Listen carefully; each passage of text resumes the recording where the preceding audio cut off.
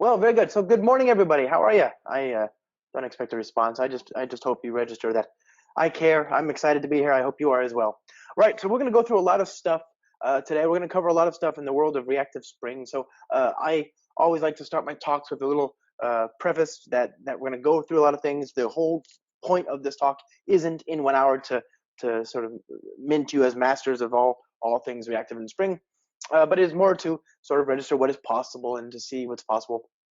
And I know that since you are all very intrepid and entrepreneuring people, you'll be able to go out there and find the details. And I want to give you this GitHub repository as a sort of a first step. So that's out there on GitHub, github.com, Josh Long, FluxFlix service. And then there are, of course, guides at spring.io/guides, where you'll find all manner of different introductions to all things Spring and Reactive.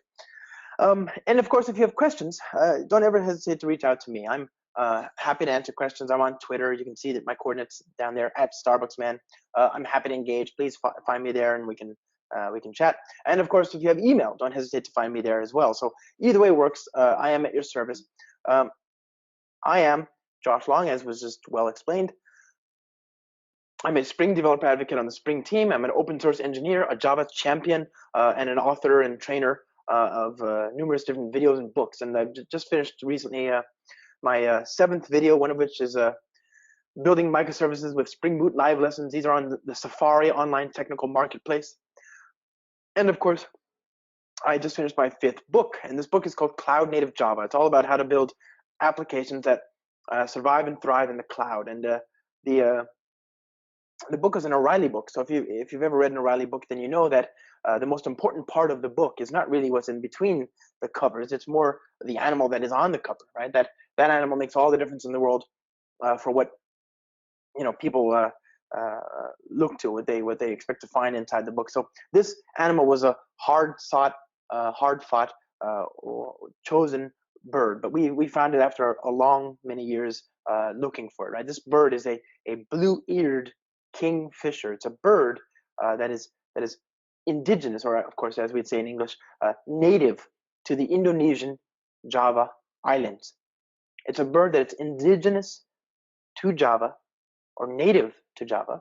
And birds, they fly. They fly often through the clouds. So this is a bird that is native to Java that flies through the clouds. It's a cloud native Java bird. It's a bird, and never mind. Anyway, you'll get it. It'll come. There's that. And it's a blue-eared kingfisher, right? So that's a cool bird. And of course, I work at Pivotal, and at Pivotal we have a lot of great open source software. We care very much about open source. Let's be very clear about that. But it is not the thing that drives people like me to spring out of bed. What we care about more than anything is to help organizations, customers, community members, etc., build better software faster and safer. And as part of that, we talk to organizations about how to increase their agility, and sort of a side effect of that progression, that movement, that optimization for organizational agility is this move to microservices, right? Microservices allow organizations to decompose their large monolithic applications into smaller batches of work, a small batch of work upon which a small team can iterate and then deploy into production. And this has tangible benefits. You see, the act of decomposing your software into small, singly focused, internally consistent, reusable, independently deployable batches of work allows small teams. It enables small teams. That is to say, you don't need large teams working on one large monolithic code base. You can have lots of small teams, each focused on one deliverable. And that small team, by virtue of the fact that it's staying within its own component boundary, has the ability to go faster, right? As long as the surface area component boundary of the component remains stable, then the rest of the organization only needs to know about the API. They don't have to have long and tedious communication sort of interactions, right? Conversations, email threads, that kind of thing, that gate our ability to go faster. We can all sort of stay in our own proverbial swim lane, right? That allows for agility. The problem that a lot of people face when they move to this architecture, of course, for all of its benefits and ability to help organizations go faster, is that, of course, when you move to this approach, you're now introducing, the complexity of building a distributed system. Lots of small services talking to each other over the network, and of course, there are patterns that you need to know about that address reliability. There's things you need to care about in terms of the ability to scale out. There's all sorts of things that you need to care about that weren't necessarily problems in the world of the monolith. One thing that we see a lot of people struggling with is how to get the most efficiency out of their individual services, right? What we want to do is to be able to move a lot of data across the wire as efficiently as possible, and want to do it as reliably as possible. And this is this is a two-pronged problem. The hardest part, I think, is getting the efficiency right. The efficiency is something that we can take for granted at some point because we can scale out, but at some point we need to become more efficient in the way we handle individual interactions, especially as we start to move more and more data per request. And this requirement to send a lot of data, a potentially unlimited amount of data across the wire, becomes more and more pronounced as we scale up. So what we're faced with is a very fundamental question: how do I move large amounts of data from one node to another? How do I facilitate that mostly I/O bound interaction between services? And this isn't a particularly new problem, right? We've had in the Java, we've had in the computer industry, in the computer science industry, we've had a lot of different support, a lot of different options here for managing this kind of complexity. And in the Java world, of course, we've had since day one the JDK input stream and output stream abstraction. Now, these input stream and output stream abstractions have served us well, but they are a very, very simplified abstraction. They hide some of the intrinsic power and complexity, fair enough, but they also hide some of the power of the underlying input and output model in the operating systems, in most operating systems, right? Network I/O at most operating systems is asynchronous, right? Whereas the input stream and output stream present a synchronous facade. So fast forward to JDK 1.4, and you get Java NIO. You get channels. You get file. The ability to talk about asynchronous data that will eventually arrive. And this gives us the ability to start thinking about this. To start saying, I have data that's coming in on a socket, and I need to be able to respond when and only when that data is available. And so this, with channels, you have the ability to say, give me a notification, and in the meantime, you're no longer blocked, right? That whatever thread, whatever processing thread, even if it's just the main thread, can do whatever else it needs to do while it's waiting for that channel to give it a notification. And so this is what we want. This kind of functionality is what we want, is the ability to talk about the fact that data is incoming, but we have other things to do, right? It gives us the ability to unblock our interactions and thus to be more efficient. We can do more with the same resources. That said, this is a very low-level programming model, right? We didn't, and we still don't, write most of our business logic and our functionality in terms of input streams and output streams. So why would we any sooner move to JDK and IO and use channels and so on, right? So this is it's not quite suitable. So what we've looked for the last 10 years, is some way, some paradigm to model this kind of interaction. This idea that we have work that will arrive, that will happen. It'll happen asynchronously in the future, at some point in the future. We don't know when, and it could imply a lot of data or a little bit of data. But the point is, we can't be constrained, and the program shouldn't have to change depending on the size of the data. So we've looked for some sort of paradigm to address this, and I think you've seen a lot of really innovative work in this space, right? I think the 900-pound gorilla, of course, is the work done by Microsoft Research around the reactive extensions for .NET. That, of course, then inspired the folks at Netflix who built RxJava, and very shortly thereafter, you see a sort of deluge of different options in the ecosystem. So you've got the folks at Lightbend, nay, of course, TypeSafe, who built akka, and that's one way to sort of address this kind of need. And then you have companies like Red Hat, which have a technology called Vertex, and of course we on the Spring team, both at VMware and now, of course, here today, we have a project called Reactor, and Reactor is a framework for modeling this sort of missing piece, right? The missing quarter of the quadrant of types of values that you can get back. So think about how you would model in the JDK today a service that's returning a single value of type string. Let's say you'd say, I have a method and the return value is string. And if you had a method that returned multiple values of type string, T, right, you'd say collection of string, right? Collection generic type string. And if you have, I'm sorry for interrupting you.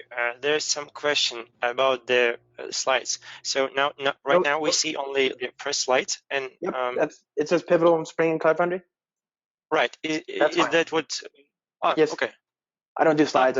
I have to get through this. Okay. Perfect. Thank you. I just want to confirm it that it's not free. Then sorry for interrupting. Okay. No problem. So we then have this. We have multiple values. We have a method that returns multiple values. We say that's a collection of string. We have a method that returns a single value. That's a string. If we wanted to have a method that returned a single value asynchronously, we'd say, using JDK8, we'd say here's a completable future of string, right? So this is a mechanism that allows us to get a notification when the value is available, even though it's not right now, right? It's not a future. It's better than a future. I don't have to poll. I don't have to constantly ask for the value. I can just be notified, when it's available.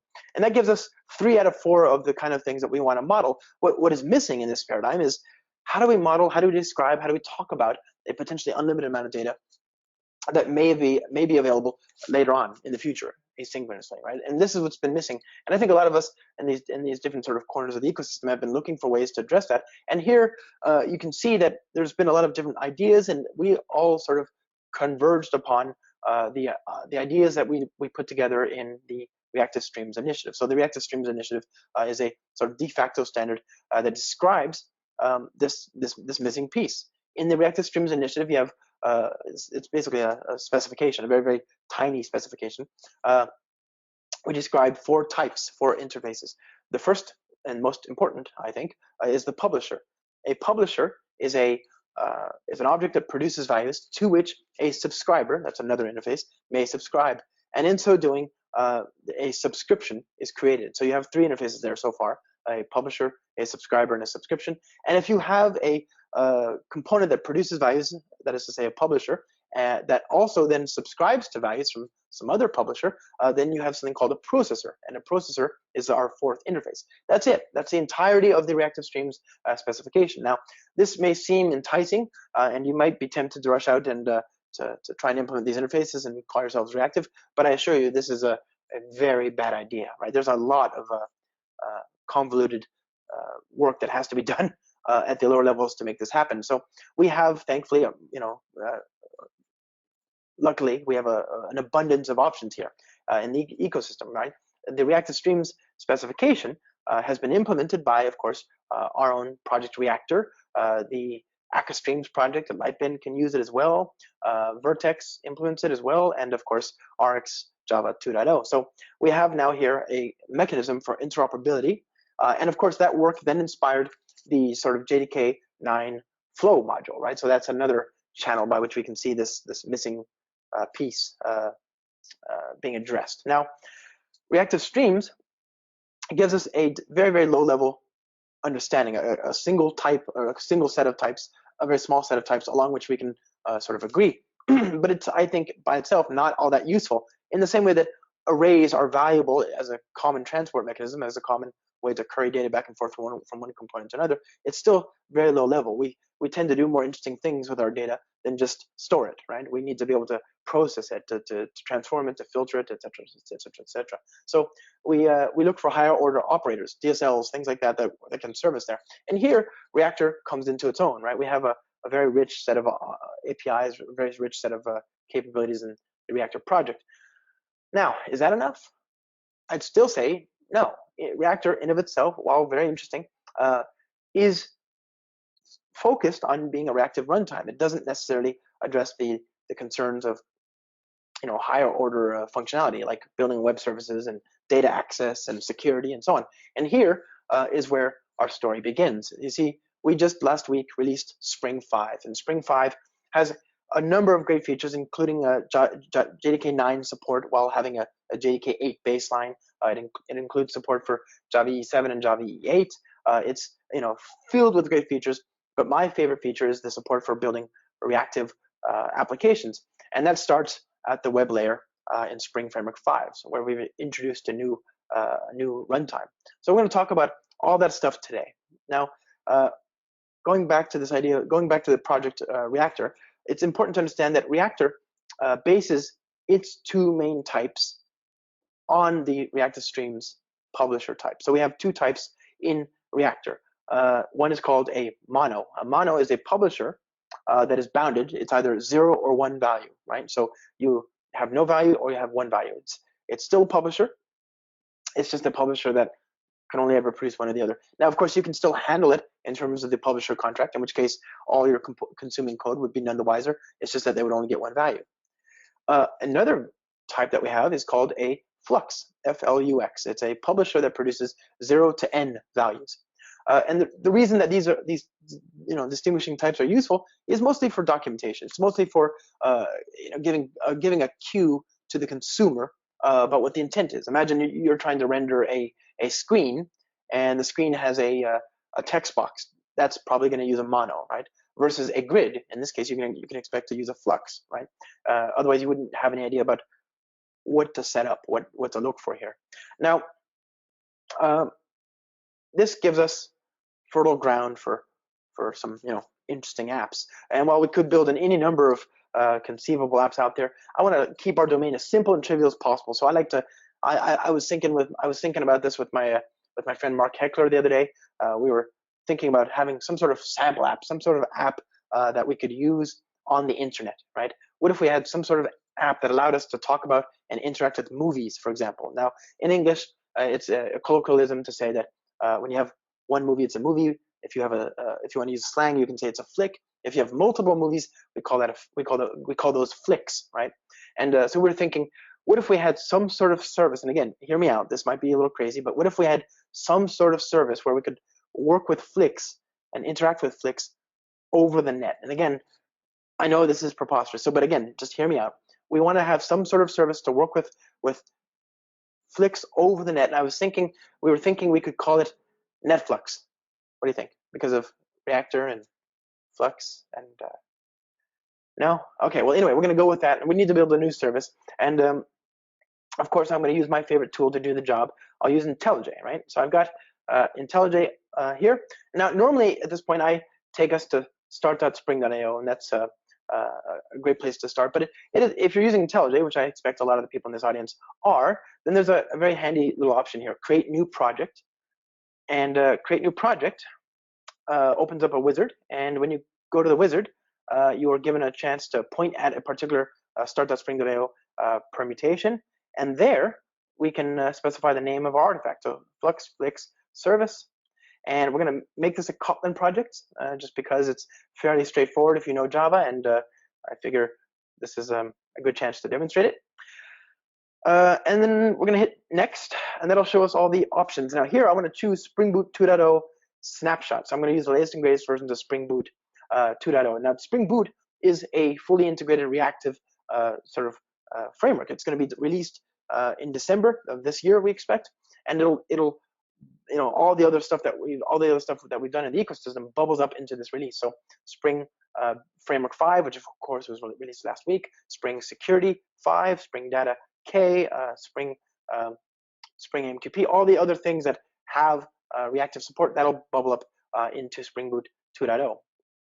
So we're going to use here reactive web support. We'll use reactive MongoDB. We'll use reactive security. Now we have here, I chose reactive MongoDB. Let's take a look at those options again. Here we have reactive MongoDB, reactive Cassandra, reactive web, and reactive Redis. Now there are a number of different and very good options here.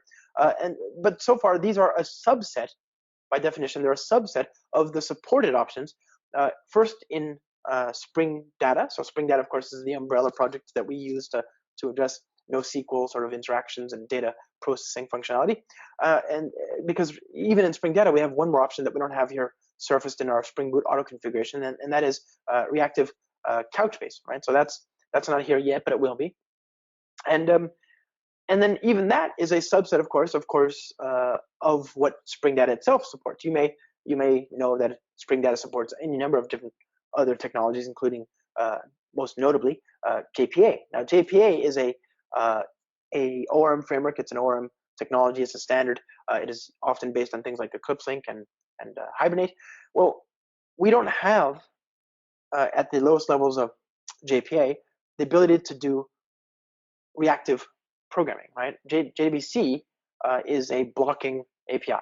Now we could create a reactive facade on top of this fundamentally blocking thing, but we're of the mind that that's sort of fundamentally not very useful. It would be just as imperformant as a blocking API while being different. We'd have to change things just to get nothing, right? To get no benefits to it. So we're not going to try and do that. We're not going to turn those things around. Now we're inspired. I think we're all hopeful about the recently announced reactive JDBC work being done by Oracle. The details of which they began to announce just in the last few days at Java 1. So that's interesting. We'll see where that goes. But for now, we're going to use the technologies that are properly and fully reactive. So we're going to stick with reactive MongoDB. Now, again, a number of different choices here, but reactive MongoDB works just fine. So we'll hit next, and we'll get ourselves a new project. Hit go. All right. So we have a new service, and the first thing I want to do is I want to disable the security here because that's not going to do anything for us just yet. So let's go back to our build, and we'll build a new service. So here we are, Spring Boot Starter Security Reactive. Everything else is as we expected. You'll notice that the Spring Initializer automatically supports Kotlin. So we have Kotlin support there. We have the Kotlin STD, standard library. We have the runtime, etc. We have a Kotlin compiler plugin all plugged in and everything. I mean, everything has just been set up for you, so we don't have to worry about anything else. Now we can go to the code and start building an application. So the first thing that we're going to do here is we're going to build a data model, right? We're going to build a model to talk about movies.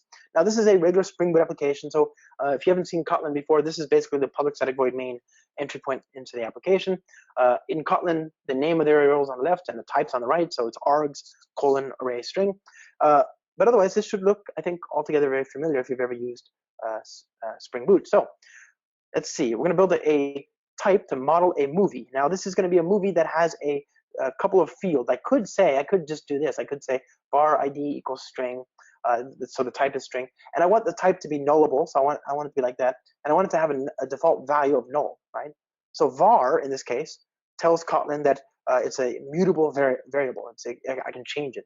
So I could do that, and I could create getters and setters if I wanted to, but this is a lot of work. What I really want to do is I just want to let Kotlin do that work, because all I'm trying to do is to get a Java bean, basically.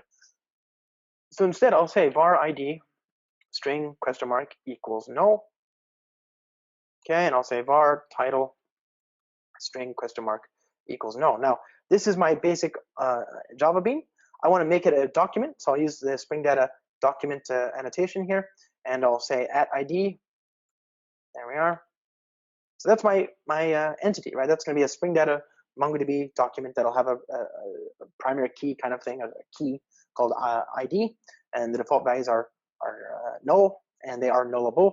It'll have getters, it'll have setters, it'll have all that. Now I want to make this a data class, right? That'll go one step further. It'll give me a nice equals and so on, things like that I can use to support equality, right? All right, so now I've got a movie, and what I want to do is I want to be able to persist or interact with instances of this entity with the underlying data tier, in this case MongoDB. So I need to write a repository. Repository is a design pattern designed to support the data management lifecycle. So I'll say movie repository, okay?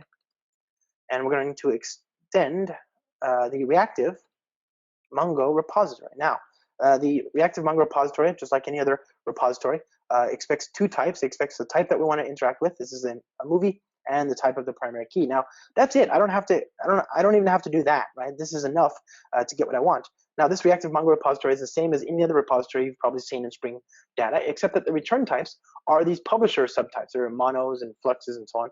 And further, they accept publishers, right? So we can accept a publisher and return a specific type of publisher.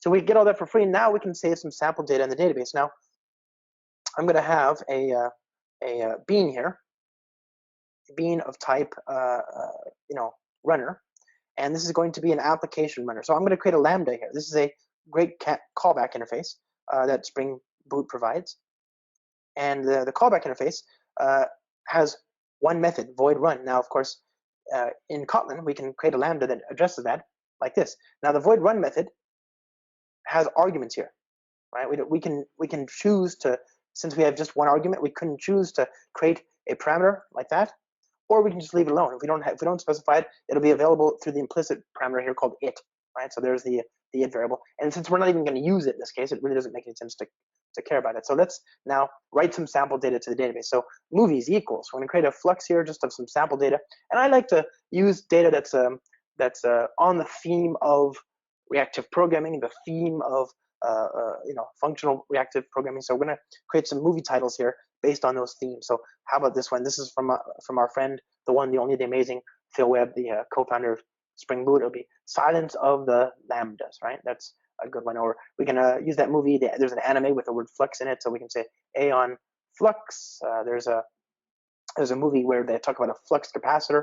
That's Back to the Future, right? So a number of different options here. If you think of some others, please don't hesitate to send them out on Twitter. I'd love to hear them. So here we are. There's a publisher of 3 strings. I'm going to turn those 3 strings into movies. So I'm going to say that I want to save the data. Now, of course, I want to save the data using the movie repository. Here we are. So I'll inject that as a collaborating object, and I'll say mr.save movie title equals it. Remember, that's the implicit parameter here for this lambda. And since it's a parameter and it's a lambda, I don't have to actually encapsulate this method call with parentheses, though I could, right? It's just a syntax shortcut here. So there we go. I'm saving each record. Now that gives me a publisher of movies, right? And I can see as much, I can confirm as much as I want by assigning this to a type, right? It's optional in this case. It'll do type inference, but for our purposes, it's just useful to know that. Now we're going to save all this data, but before we save all the data, I want to delete all the existing data. So what I want to do is I want to say delete all. Now I want to make sure that this happens before everything else. So one way I could do that is to say block. Now this is a terrible idea. I showed this code to my significant other, and she looked at me like I was not very bright. So don't do this. This is a terrible thing. You've got this wonderful reactive API, and here we are blocking.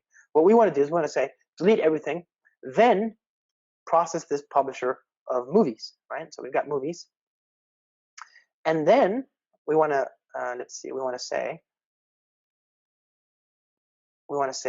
that we want to return everything that comes back from the database. So I want to return everything. There we are, and then we want to subscribe. And this last method is the most important. What we're doing is we're saying when you have finished building up the graph of operations here, right? I'm building a reactive pipeline, if you will. These first 3 operations are a pipeline. I'm saying do this, then this, then this. Nothing happens until something subscribes to it or blocks it, right? So, and blocking ultimately just subscribes. So what I'm doing is I'm kicking off the pipeline. I'm executing the definition here, and I'm telling the publisher that I'm interested in getting the values that it can emit. So here we are. We're going to print everything that comes back on the console. Okay. So now let's run the application.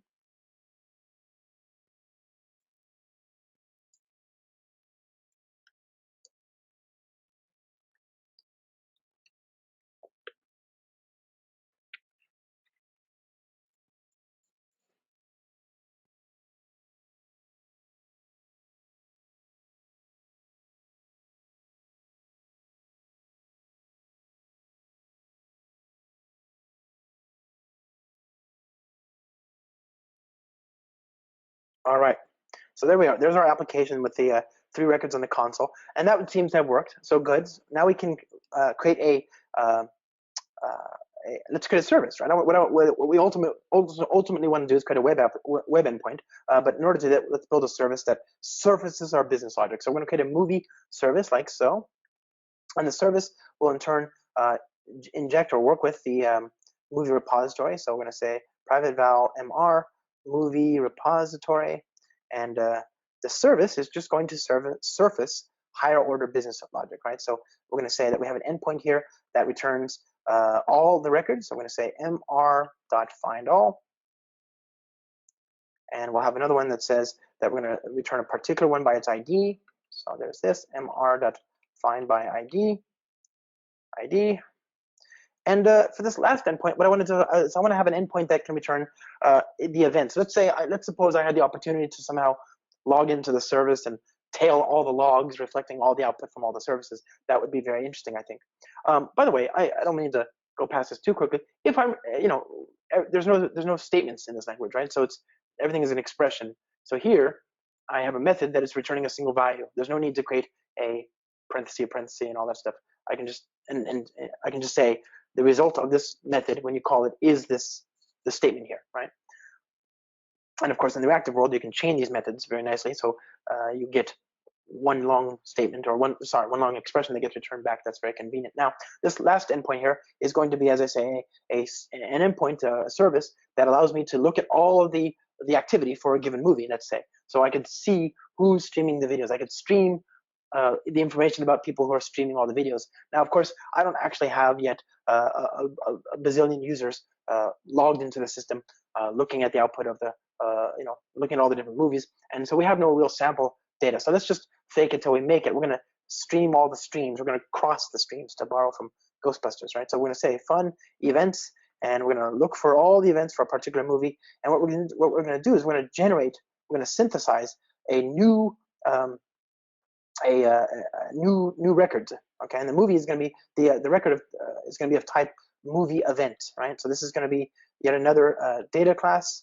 It'll contain two things. It'll contain the movie ID string $? null, and it'll contain the date, right? Now we could use the name when, but this is actually a reserved word. So if you run into this, if you find a variable name that is now a reserved word in Kotlin, it's a backtick, right?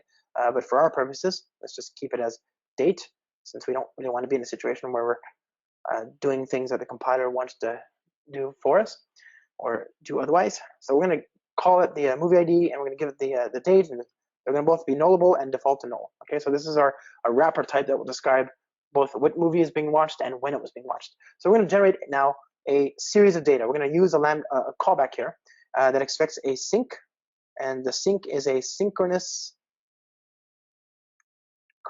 sync of type movie event.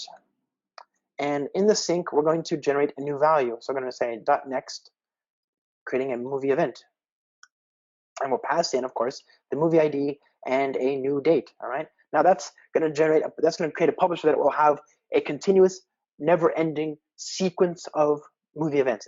As long as there's heat in the universe, there will be movie events, which isn't exactly what we want, because I want to be able to. I mean, we're not going to have a trillion users watching movies every microsecond, right? We're going to have a stream of data. Now, let's say that we have a moderately loaded service, and so we get a new stream every second. Since I don't actually have all those users logged into the system, let's take advantage of the fact that behind the scenes, behind this wonderful reactive reactor API, we have a scheduler, right? So we're going to actually tell the scheduler to delay the elements that are coming out of this publisher by a certain amount of seconds, right? So there's our delayed publisher, and I think that's it. I think that'll give us our very simple service, and we can use that to build a REST endpoint. So if we go down here, we can say want to build a Spring MVC style REST controller. Now this is going to be very similar and very familiar to anybody who's used Spring MVC before, but this is, let's be very clear, not Spring MVC. This is actually a net new runtime called Spring Web Flux. Spring Web Flux is a brand new web runtime. It has similar support. It has annotations that are similar to Spring MVC, except that it's fully geared from the ground up to be reactive. It's to support reactive processing. And so some things are going to be very different. Notably, this is not based on or does not require the servlet API. It uses a brand new web runtime based on Netty that we built. Now you can run the Spring Web Flux API on top of the servlet 3.1 or better environment, and it'll be okay in certain cases. But of course, there are some parts of the servlet API that are inherently blocking, and there's just nothing we can do about that. So while we have a facade on top of it, and while it does work fine for the request and response use case, some parts of the API, some corners of the API will not be truly reactive, even though we've got the R abstraction on top of it. But this is a nice feature of Spring Web Flux, which is that you get the portability. You could run this on top of something like WebSphere. Now, I don't necessarily recommend that you do that, of course, but the point is you could if you needed to. But you'll find that we're actually using there's a Netty but blocking Netty context here that's being spun up for you by default. So let's create an endpoint here. We're going to say public by ID, and this will be It'll take a movie ID, and we're just going to delegate to the service there. So there's that. And of course, this is a web endpoint, so get mapping movies, curly bracket ID, and this becomes a path variable. All right. So we want to have that. We want to have an endpoint here that returns just all the movies, right? There's that. So fun all equals ms.all. Good. And we want to have one more endpoint that returns the data coming back from the events endpoint, from the event service. So we're going to say movies ID events. Now, this would seem to be fairly straightforward, I think, but there's a bit of a problem with this code, isn't there? Like, imagine I wrote this code. Imagine I run this code. What's going to happen, right? This code, by default, we're going to get JSON. We're going to, it's the content. The client is going to send accept headers that indicate that we want application JSON of some sort. So the service will dutifully respond, and it'll send us back JSON. But of course, here, the client isn't prepared for a JSON document that never stops, right? This JSON structure is going to keep going forever and ever and ever. So what we need to do is to signal to the client that this is data that will never terminate. And if a client knows of the protocol of the content type, it'll do the right thing. So we need to give it a clue as to what's gonna happen. We need something that is geared for this, right? We could use a number of different things. We could use WebSockets. WebSockets are, of course, a bidirectional protocol that allows us to push down data down to the client. So as long as the client has a socket open, it'll expect to receive new data, and it'll cycle it back to the client as fast as possible. And that's certainly easy enough to do. There's a Spring Tips installment, a video I just recorded a few weeks ago on that exact topic, on using the reactive WebSocket support in Spring Framework 5.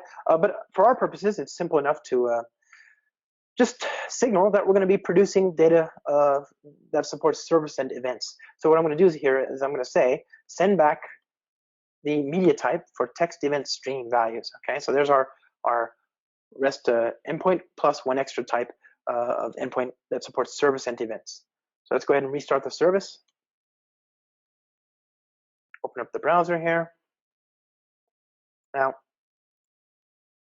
one thing that's peculiar about what's happening here is that because I'm recording, this computer is crawling, just sluggish. So, curl HTTP localhost 8080/movies. Okay, there's our records, right? And we can see they're all there. Now we can look for a particular record here. Let's just grab this ID, copy, curl. Well, let's grab that one. There we go. Okay. There's that single record. Great, that seems to be okay. And there's something wrong with that. Let's see.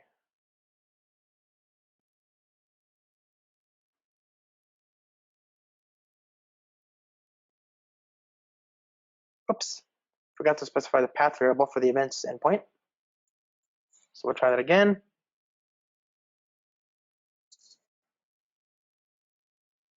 Now the error you saw was that the parameter was specified as non-null, and of course it was sent to us as null. And that was actually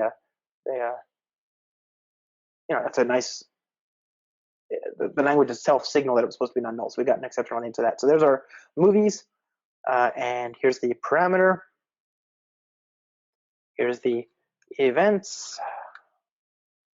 And there we are. There's our different data being sent back to the client. Now, this is using message framing. You can see that each new record is delineated by a data colon preface, and then a new line and a new line at the as a suffix. So we have now our endpoint. Now, this is certainly one way to write the endpoint. It's fine if you're coming from Spring Web MVC. This will feel very familiar. But there is a new endpoint that we could use here as well. So we're going to build a new endpoint using the functional reactive support in Spring Webflex. So we're going to say web configuration, and we're going to inject the movie service here. I guess we don't need the val. We need val. Okay, Alt Enter. And so this is a configuration class. It's a Spring. It's a class that will produce beans. It's a bean provider, if you will. So I'm going to create a bean provider that produces a set of routes. So here we could use the router function type from Spring Webflex and so on. We could do all that and create a request predicate and so on. But we don't really need to do all this, right? There's actually a, the final parameter here is a handler function, and if you had provided a handler function, that would be enough. But this is the Java API. There's actually a Kotlin native DSL in Spring Framework itself, right? So it's already on the class path. All we have to do is to use the router DSL here. So we say router, and we can describe some interactions. So the first endpoint is called movies, and it's expecting a lambda here on the other side. So we create a lambda, and again, I could create a lambda that has the parameter. Right? I could acknowledge that, but I don't need that parameter, so there's no point, and it'll be given to me as an implicit parameter anyway. So what I'm going to do is I'm going to say when somebody asks for all the movies, I'm going to use the router service, the movie service that I've got there. I'm going to say server response dot OK dot body equals ms dot all, and I have to specify here for the second parameter the type of data that we're sending back to the client, so class Java. That is our one handler, right? We can duplicate that for the other three endpoints here. So let's see, movies ID, and here we're going to say give me a record by ID, and I can just say int.path variable, where it, of course, is this, in this case, is the request. And here I want to get the movie events. I'll change this to be a movie event, and this will be events. And we'll say it.path variable equals ID. Now, what we have is that second parameter is telling the web runtime what type of data we're sending back. So consider what's happening here. We're sending back data that may be, potentially very large. In the last case, it's never ending. And the first two, it could be billions of movies. Not that there are a billion movies, I guess, but it could be. Is my point. The runtime has no idea, and so it needs to know when to frame the message and then sort of send that back to the client, right? It needs to eke out and emit as many values as it can whenever opportunity it gets. So what we need to do is we need to give it a clue as to when to do that, right? So I forgot to give that a content type. So we need to give it a clue as to when to do that. We're telling it to do so every time it finds a record that can be considered a movie or a movie event in the case of the last endpoint there. And we're doing that explicitly here because it has no way of figuring that out from the response, from the values that get sent in from the service, right? The ms.events, ms.byid, etc. It doesn't know because at runtime, in the JDK, in the JVM, generic parameters are lost. So we need to be explicit about that, right? So we're telling it this is a publisher of type movie, and so every movie you can send back the data. All right, now let's go back to our console here. We can say curl http localhost 8080/movies. Good. And paste, and then we go to the events endpoint. And there we are. There's the same service re-implemented using the function reactive endpoints. Now, which one should you use? Well, it's entirely up to you, I think, right? A lot of people like this style. And if you've ever used Sinatra in the Ruby on Rails world, or Scalatra, or Spark Java, this might be more familiar to you. If you're coming from Spring MVC, this might be more familiar to you. Whatever style you like, we don't have a strong opinion. This just seems to be a very useful thing to have in this sort of reactive function reactive world. All right, so we now have a web application talking to the internet. We have data. We're talking to the data tier. This is still, at the end of the day, just a toy, I think, however, because we've kind of ignored some of the very real concerns that people have to care about when they move to this approach. So one thing that we care about when we move to this, when we move an application to production is observability. I want to be able to understand what the application is doing. I want to be able to surface information about the application so that I can monitor it, I can inspect it at runtime. And so I have neglected, in this case, to bring in a library from Spring Boot called the Spring Boot Starter Actuator. So I'll bring in the actuator. And actuator is not a new thing. It has nothing. There's nothing new about it or specific to the reactive support, except that it was previously written in terms of the Spring MVC sort of web runtime, right? And so that support is now available for Spring Web Flux, and indeed it's also available for JAX-RS. So you'll see that that's a nice feature, is that the actuator endpoints have been decoupled from the web runtime that's in play here. So it could be Spring MVC, it could be Spring Web Flux, or it could be JAX-RS. So okay, there's our Spring Boot actuator. We're gonna activate it by using this property endpoints to disable that, or the endpoints default web enabled equals true. We can run the code here, but before I do, I also want to address security. Right, this is another concern that we have to care about in a production environment. So I'm gonna go back to my build, and I'll bring in Spring Boot Starter Security Reactive. Okay, so there's this, and we're not going to do too much to make this work.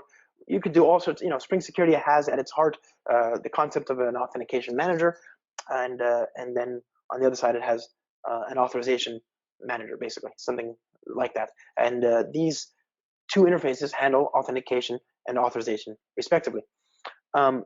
If we set up a default, if we set up an object of type user details repository, Spring Security will assume that we want to talk to whatever data access layer based repository object that we give it to answer questions about users that are coming in and making requests into the system, and it'll automatically lock down everything using HTTP basic. So authorization will be done automatically. If it's authenticated, it goes through. Otherwise, it's not, and it'll be HTTP basic. You can configure that in more detail, but since we're short on time, I'll leave that to your imagination. So let's just do some basic Spring Security here. Basic Spring Security 5. We're going to say we want to enable WebFlux security. I'm going to create a bean endpoint or bean definition that describes our users. And again, we're going to use that, the user details repository abstraction that Spring Security 5 is looking for here, right? This maps more or less to the user details service in classic Spring Security and synchronous blocking Spring Security. So we've reworked a lot of things in the Reactive Spring Security support to allow it to work in this world. Because think about it, the last thing that you want to do is have all this beautiful reactive code only to be deadlocked at a thread local, right? Blocking synchronous thread local, where of course that makes very little sense in the reactive world. So we're going to say that the username is rwinch for, of course, the one and only Rob Winch, the lead of Spring Security. We're going to give him the role of admin and user, of course, and we'll build that out. Now, I can also build another user here with username jlong.password equals pw.roles equals just user, and we'll build that one as well. All right, so there we've got two hard-coded users. The user details repository the contract is very simple. It is just given a username, return a publisher of type user details, right? So there's our simple user details repository that we're returning. When Spring Security is activated, that'll be used to lock down the system. So let's go ahead and run this code again.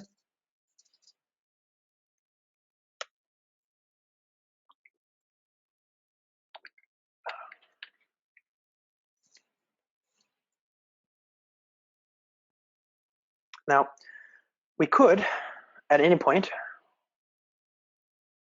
configure another bean that returns an HTTP security filter, basically, and that would give us the ability to configure authorization. But for our purposes, it's fine to leave it as it is, as I say. So let's create a shell, and we'll say curl HTTP localhost 8080/movies. Now what I'm gonna do is I'm gonna go to the beginning here. I'll say I want to see the verbose results.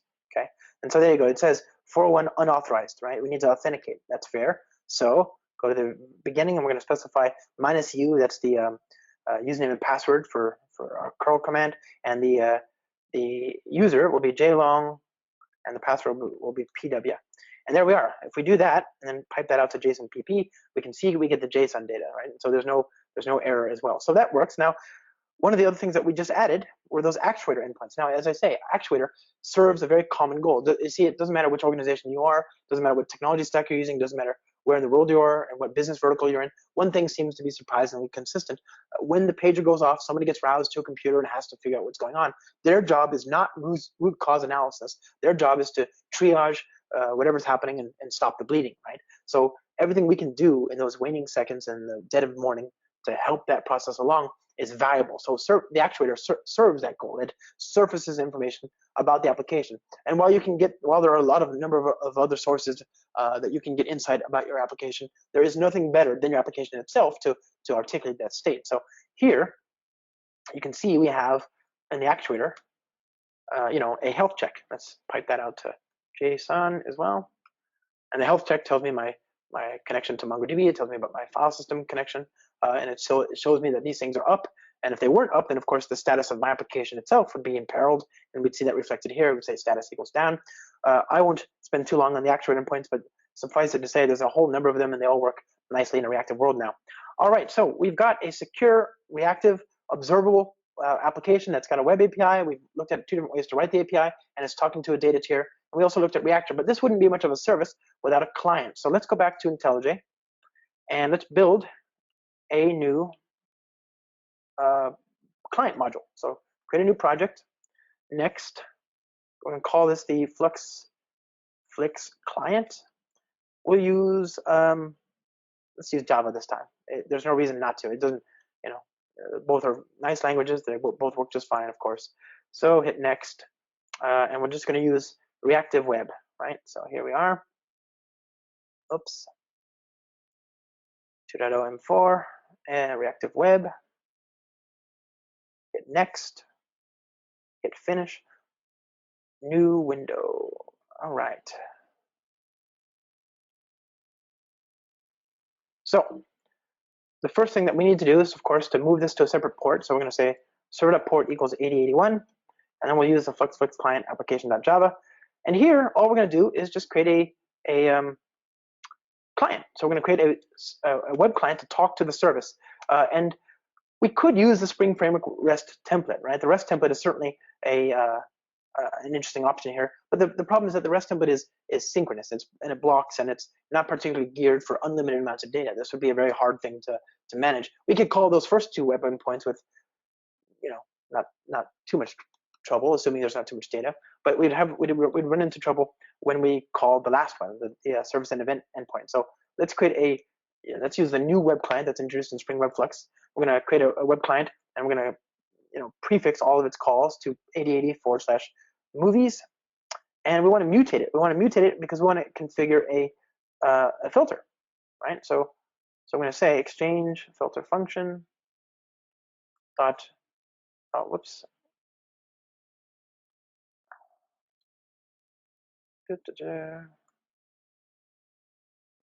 filter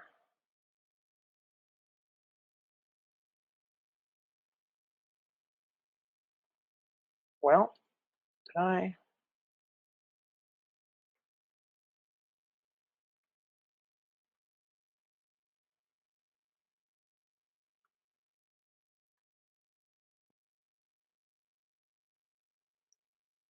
have done something? Let's see here. Cat desktop mask on Flix client source main Kotlin.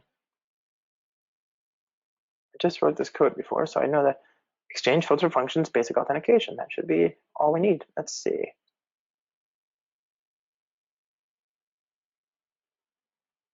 All right.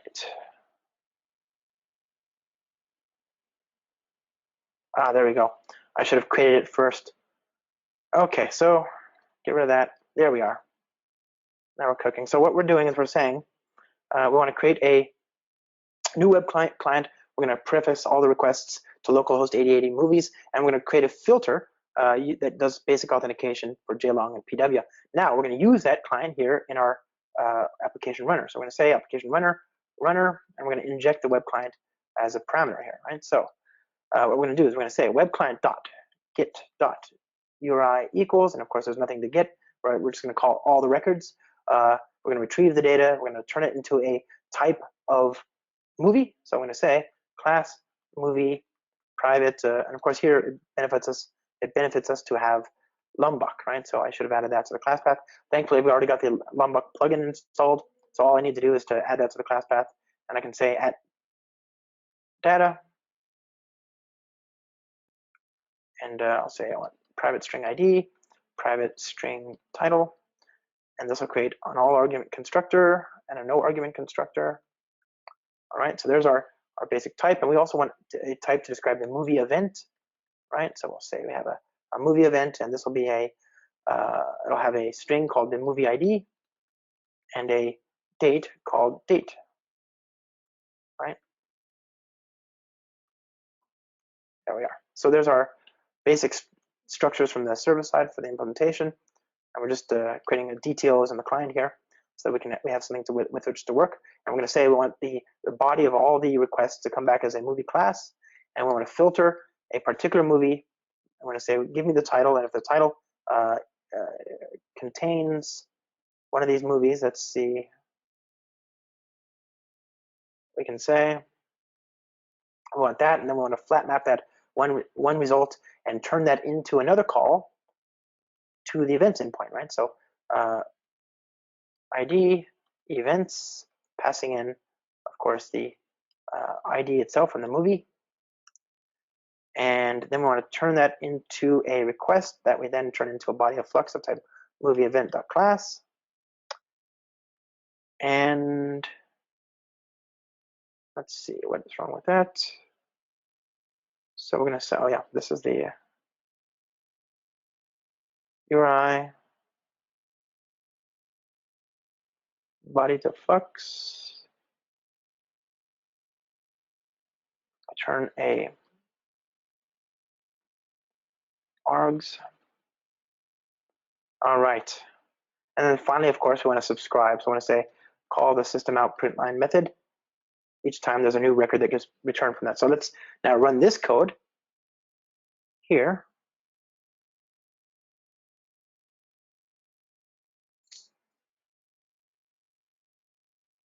Now, when this runs, we should hopefully see that it's making a request, an authenticated HTTP basic authenticated request to the localhost 8080 movies endpoint, and then it's going to get the data, find the particular record that we're interested in, and then stream the movie events as we have them in the server side. And there we are.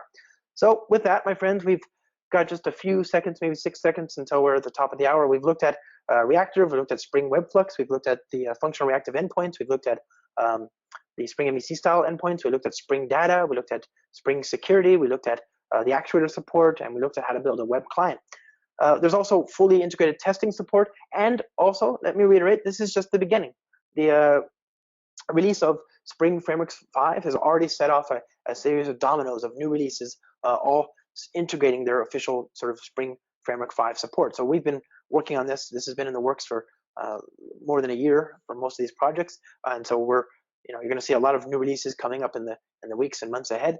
And of course, Spring Boot 2.0 will in turn allow us to release a new release of Spring Cloud Finchley in the first quarter, we think, of 2018. And Spring Cloud has a new technology called Spring Cloud Gateway, which in turn builds on the reactive support here. So we can do a lot of amazing things now that we have a Java 8 and Lambda friendly baseline.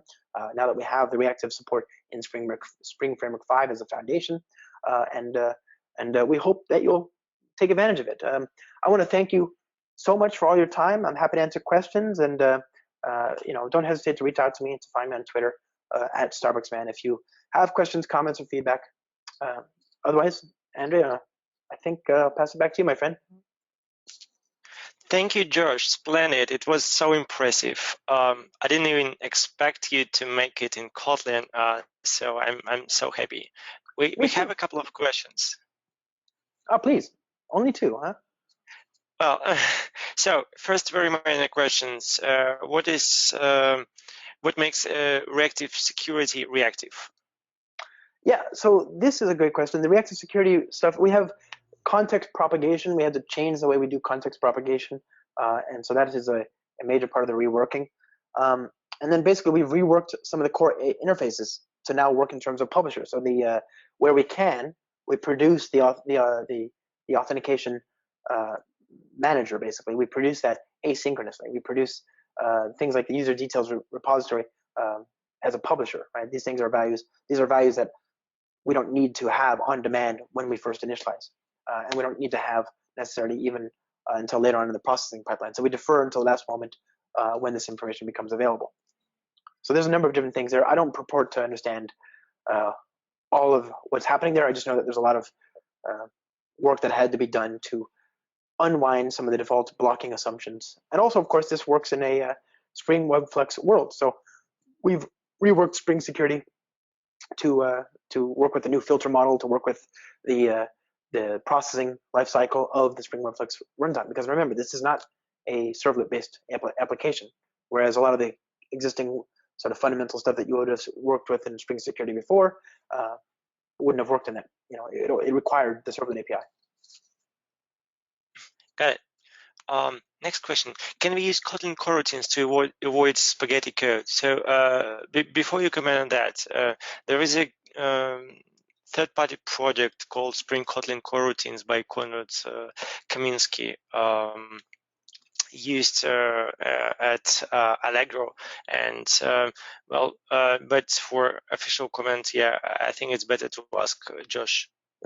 Well, so we don't have anything right now, but I think I saw rumblings of discussions about supporting that in Reactor itself, right? So that as a research thing. So that's certainly something I've seen talked about recently. It's not there yet, but maybe that third-party project might be interesting. I don't know. Cool.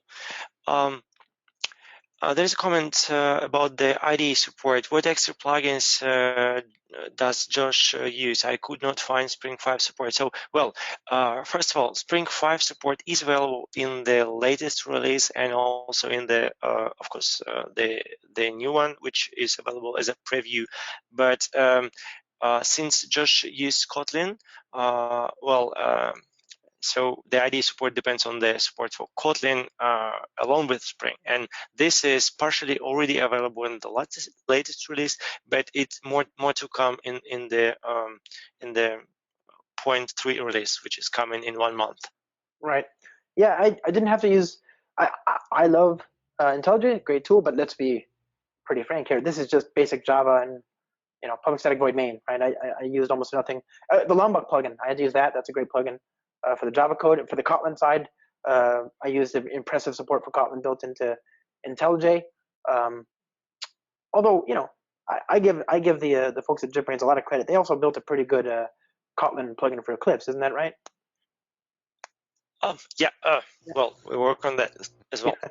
So lots of it just works perfectly. Cool. Next question about Spring Cloud and Spring Data Cloud. Does it, does Reactive Spring support them, or those are different concepts? So Spring Cloud is being reworked to support wherever possible the reactive work that we've just demonstrated in this last hour. So Spring Cloud will support it. We already do have some support. For example, you can already return an ArcsJava observable, for example. So that's ArcsJava 1, I think. I'm not sure if it's ArcsJava 2. There's initial preliminary support. You can look at the latest builds of Spring Cloud Finchley. So Spring Cloud Finchley is not general availability yet, right? It will be, as I say, Q1 of next year. And we even have a brand new technology called Spring Cloud Gateway, which is a gateway technology that looks and does a lot of the same things as the Zool gateway or microproxy from Netflix. But it is built from the ground up using the Spring Webflux runtime. So it's reactive, and we provide a Spring-centric and Spring-friendly component and processing model. So there's a lot to admire in that, and I would recommend you take a look at that. So yes, it does support reactive support. It does support reactive programming wherever possible, and that's a big part of that is making Spring Boot 2.0 work. Cool. Slightly related question. Can I use Reactive Spring with Spring Cloud and Zool to build an API gateway? Is it recommended at all?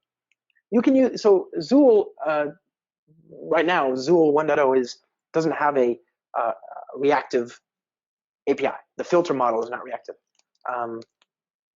So I think there's work on that in Zool 2, but as far as I know, that's not quite out there yet, is it? It could be. So I don't know if you would do that, but I know you could do that with Spring Cloud Gateway. Yeah. Okay. Also, if I want to work with a database that doesn't have an async driver, can I do that implementation using the block and switch that out when the database releases the async driver? Yeah, I mean, you can work with whatever you want, but it's up to you to now manage moving that work out of the processing loop. And thus far, I've kind of just looked at the default, but it's worth understanding that there is actually a scheduler. We talked about that ever so briefly here. there's a scheduler behind the scenes, and that's one of the knobs and levers that you can manipulate to change things. So here is a publisher. Let me see. Then many. Let's see. Delete all. Schedule. Oops. Subscribe. Subscribe on. See that? See that subscribe on method that says subscribe on, and I can pass in a scheduler. That scheduler can be, schedulers dot any of these. I can put in, these are all thread pools, basically executors, things like that that you can use to manage the sort of concurrency of this definition of this pipeline, right? So you can have more control over how the scheduler moves your work across different threads and so on. That's the nice thing about this, is that because we're writing this API, we're using this code. It looks very declarative and very imperative. We're saying delete, then do this, then do that, then do this. But there's no, this doesn't have to be sequential. There's nothing about this that is implicitly, well, except for the fact that these are then and then. But you can build pipelines that do all sorts of processing, and that work can be done in parallel if you so deem it required or necessary. Well, okay. Next question: how Reactive Spring inline is in line with Java 9? So Reactive Spring right now, Spring Framework 5 works with Java 9. The main feature that we have in Spring Framework 5 for Java 9 is the module, is Jigsaw, right? So there's nothing specific about the reactive support that we need to know about with respect to Java 9. Spring 5 works just fine. It works perfectly on the module path and on the class path in Java 9. That's that's one of the main features. We've also got, there's little updates here and there for little items in the JDK that have been updated that we see reflected in Spring Framework 5. But the main thing that you'll see is that we support the module system now. Don't require it, mind you, but we support it if you want it. Cool.